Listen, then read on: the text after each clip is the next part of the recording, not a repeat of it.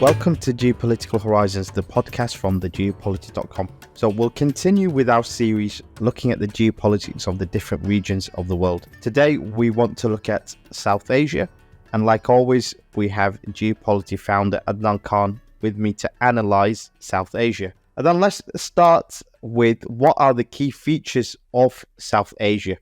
Okay, Yusuf. So when we're talking about South Asia, what are we exactly talking about? We're talking about the area from the Iran-Afghan border all the way to Burma, Myanmar. In the north are the mountains that run from the Hindu Kush, so the Himalayas, all the way to the Arabian Sea in the Indian Sea on one side, and then the Bay of Bengal on the other side. So many consider South Asia its own island because it's separated from Asia by mountains and jungles. So you actually, if we had a map, if we were to convert the mountains and the jungle, the north of the region into water, it's actually a separate area. The region has a quarter of the world's population, so that makes it important. And in the region, you have India, you have Pakistan, which are probably the two main players in the region. You then also have Bangladesh. Afghanistan sometimes is lumped into Central Asia. A lot of the times it's part of South Asia. You have Nepal. You have Bhutan, and you have Sri Lanka in the south of India. And then you also have the Maldives, which runs as a small chain of islands from the south of India into the Indian Ocean. So this region, Yusuf, it wasn't one of the main world issues for a long time.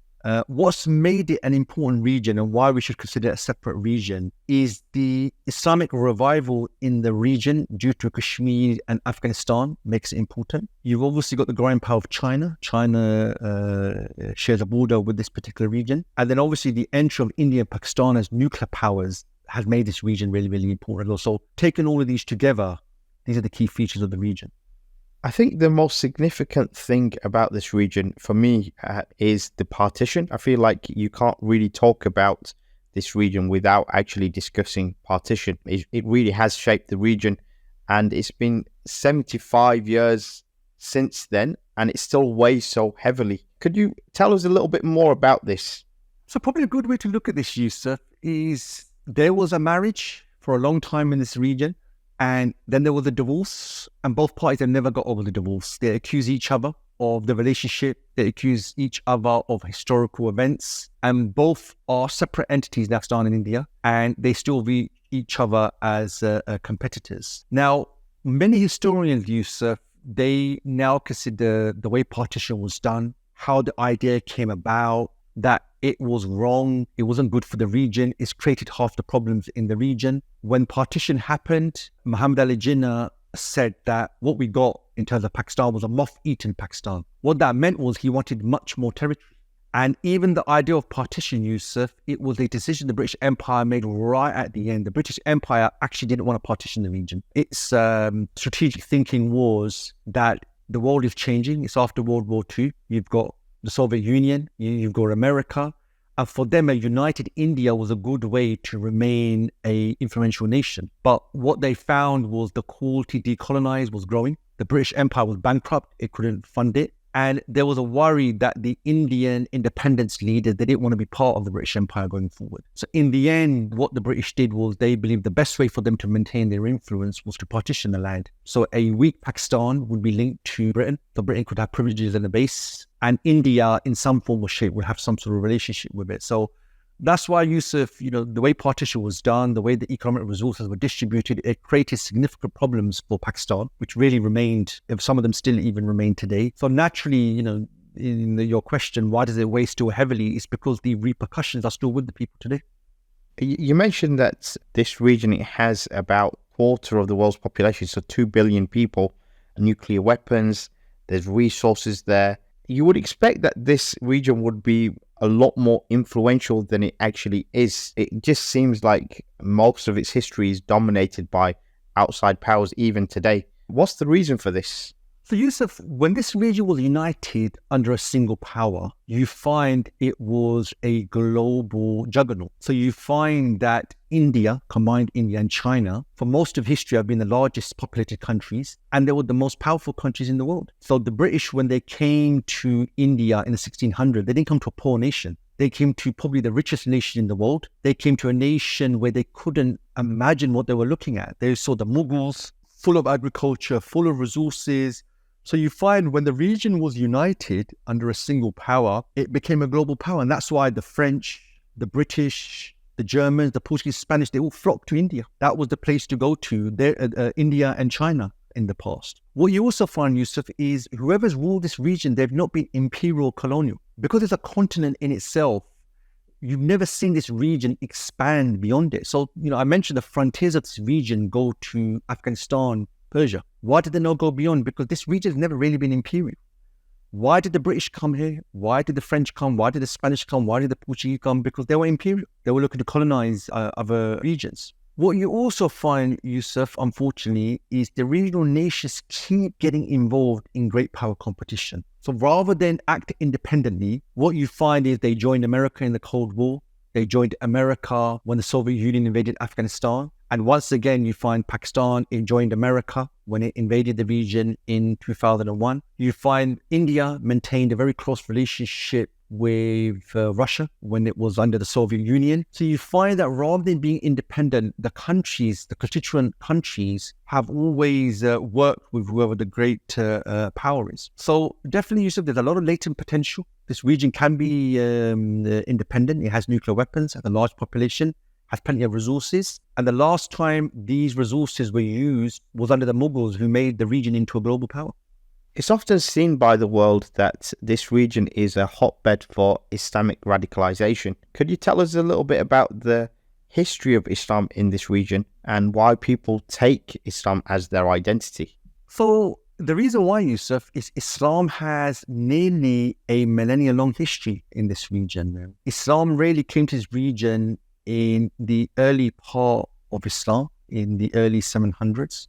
And Islam actually came in two waves. It came in the early 7th century. So this is where the Arabs from the Middle East, they expanded and they came to Sindh, the northern area. And that was the first wave of Islam coming to this region. And then the second wave is from Central Asia through Afghanistan, Islam came to this region. So you find that when the British came to this region, struggling with the people, they were faced with the Muslim people mainly. Although the Muslims were the largest populated segment of this region, what you find is they were the rulers.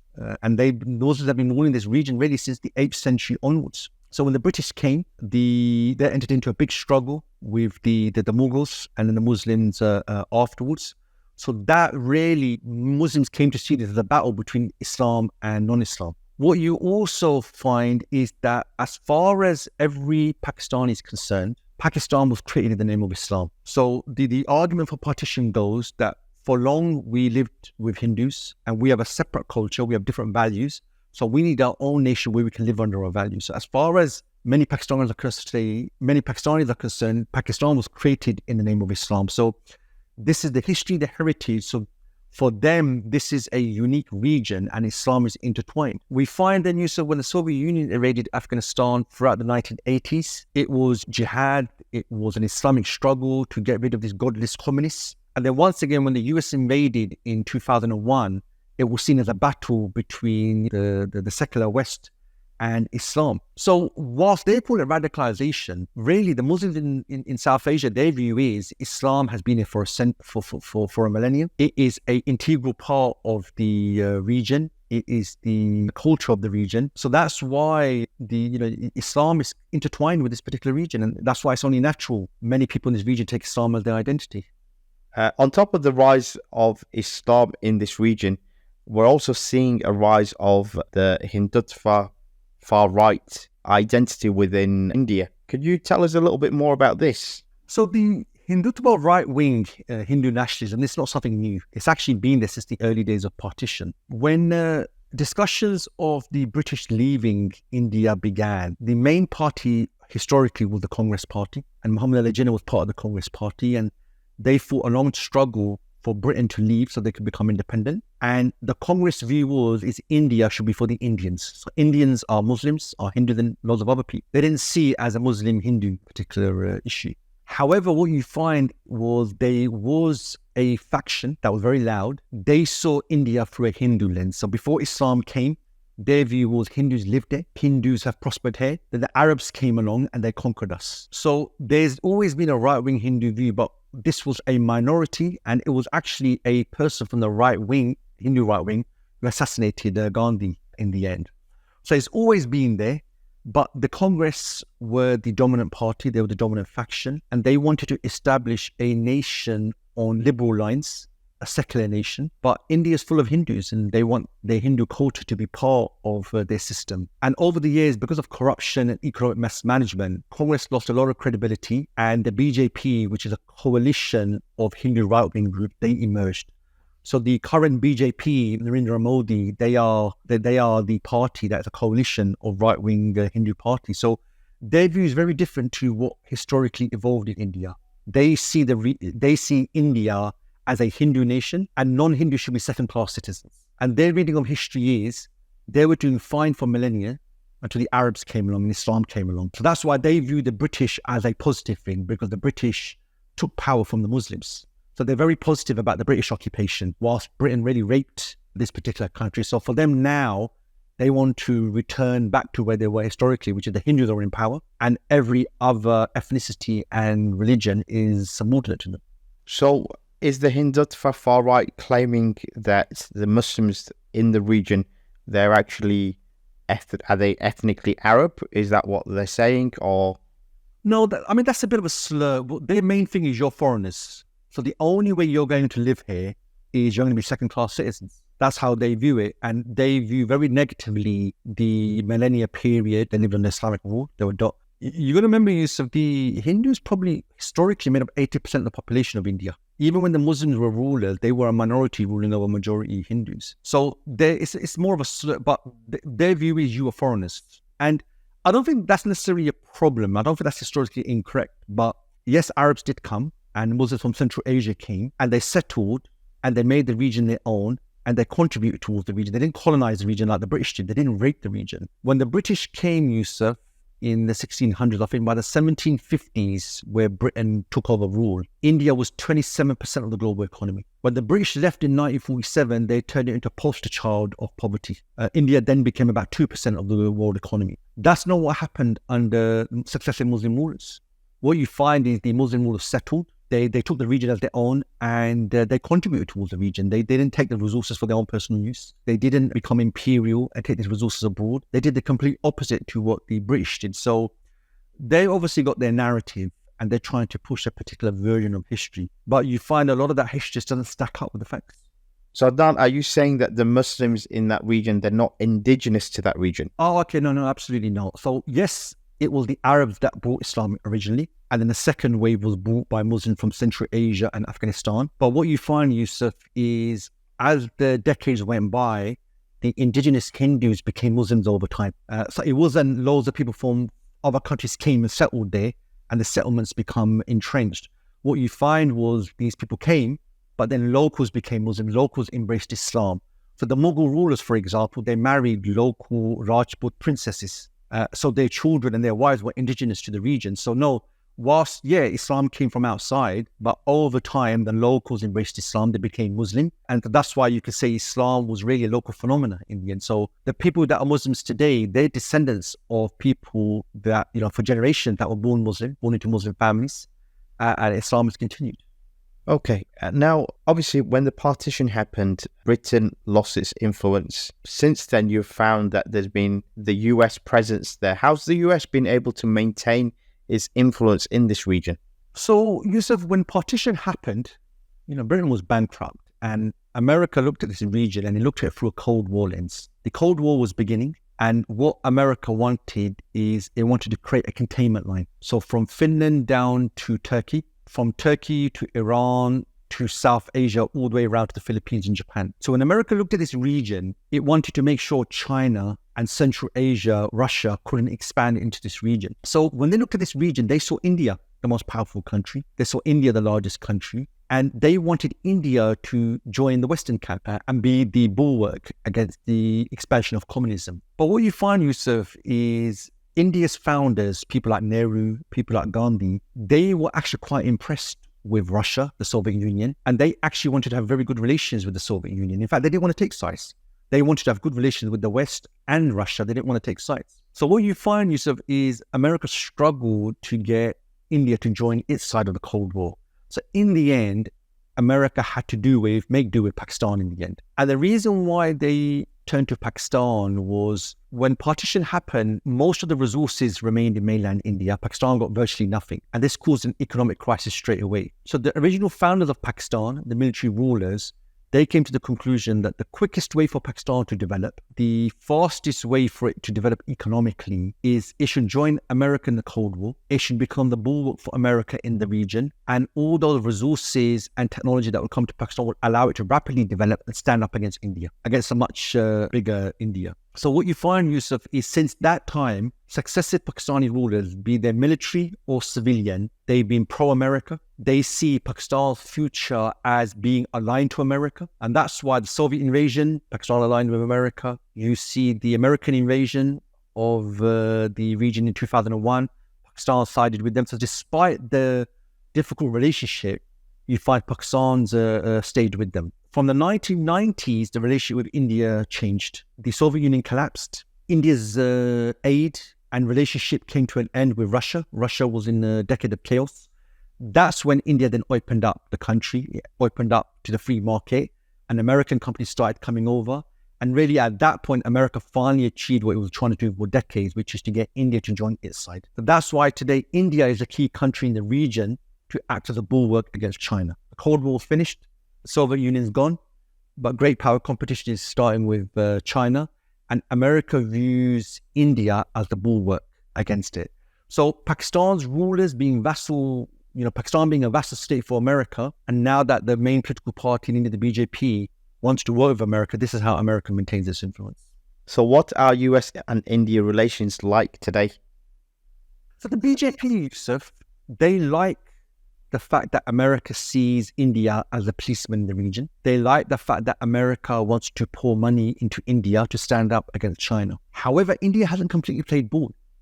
India actually has a very tense relationship with China. However, India wants to have good economic relations with China. And this is something that America doesn't like. It wants them to have antagonistic relations, and it wants India to be on America's side. So what you're finding is, despite there being good relations between India and America today, America's not completely happy. And again, like partition, India wants a bit of both worlds. It wants to trade with the West and wants to trade with the East. It doesn't see it in its interest. And what they show you is there's some level of independent thinking in India, which you don't get in, for example, Pakistan. And this goes back to people like Nehru and Gandhi. They had a bit of a view that we shouldn't take a side. That's not good for India. We should try and work with both sides. And that's still there, although there's a much closer foreign policy relationship now between India and the US. So with India being considered as the main opposition to China, and they both share a border with each other, what's the relationship been like between these two nations and China in general with the region as a whole? So the China-India relationship, Yusuf, is defined by an event in 1962. What happened was the borders of British India with China were never clearly defined. So when partition happened, India claimed a lot of the northern areas, where Kashmir is, which was going into China. And this led to quite a bit of tension between China and India, and it eventually led to war in 1962. And India was brutally defeated, something it hasn't forgotten. So since that time, India and China have basically been enemies. So regularly, the northern areas, you find there's even at the moment, technically there's a standoff in the Himalayas between India and China. So America is trying to use this antagonistic relationship for its advantage. What America is saying to India is, we will supply you with weapons, we will arm you, we will develop you, and you stand up against China. And what India is doing is, yes, we have tensions, territorial tensions. However, we also have an economic relationship which we want to maintain as well. India is trying to balance this relationship with China, whilst America wants to get a flare-up for it. So in many ways, Yusuf, relationship between India and China is tense. There's territorial dispute. There is, at the moment, both of the armies, Chinese and India, are standoff in the region. However, economic relationship is only blossoming. China supplies India with lots of equipment, consumer products. On the other side, India provides China with services, with agriculture as well. So you've got this antagonistic security relationship, but you've got this prosperous economic relationship. One of the main issues in this region is Kashmir, the land dispute of Kashmir. Do you think this will ever be resolved? Where are we up to with this at this moment in time? So the challenge, Kashmir was an issue that broke off really straight away when partition happened. The British principle was the Muslim majority areas go to Pakistan and the majority Hindu areas go to India. Kashmir was unique in a way where the majority of the population was Muslim, but the leader was Hindu. So what happened is he wanted to keep his kingdom, which he realized he won't be able to keep because the majority were Muslim. So he cut a deal with India that if I join India, I can keep my kingdom.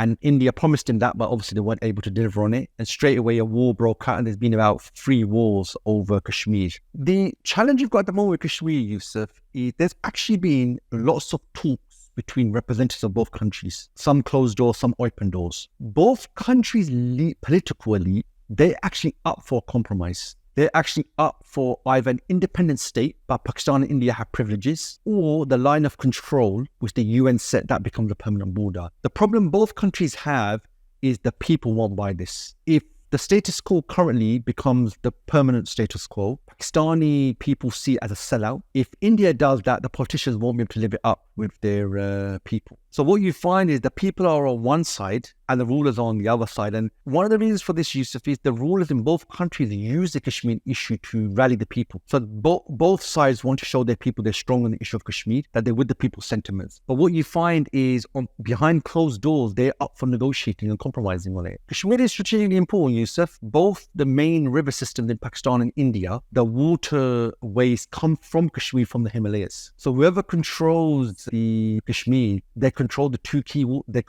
water source that goes into both countries.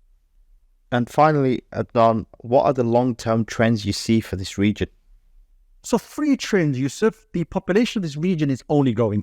It's not getting any smaller. So I think, if I'm correct, Yusuf, the population is nearing 2 billion already, and it's only going up. And, Bangladesh, India, and Pakistan are the largest populated countries in the world. Now, if the populations are going up, then jobs need to be created. The economy needs to be structured correctly. You need to house people, you need to educate them. There needs to be infrastructure. And this is something that's been sorely lacking in the region, and it causes tension. So that's the first thing. Increased population is going to lead to increased tension. The second issue is the political systems in many of the countries are just in chaos. You look at Pakistan, political systems in chaos. Half the time the military's been in power. The leaders are more interested in siphoning of wealth.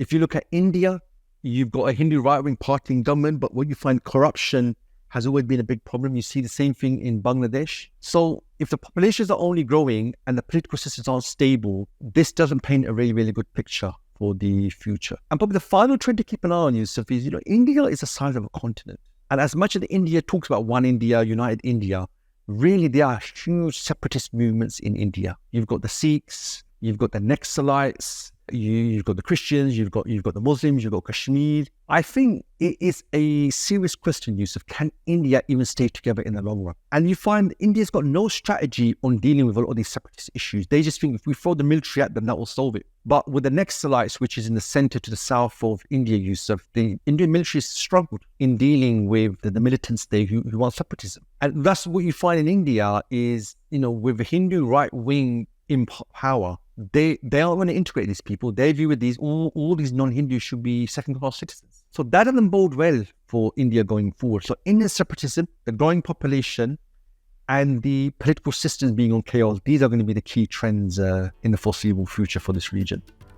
Thanks for your time today, Adnan. If you want to learn more about the issues we've raised today, please check out our website, www.thegeopolitics.com, all one word. You can also learn more on many other issues by accessing our website. You'll find comprehensive insights, analysis, articles, and deep dives. I'm Yusuf. Thank you for listening.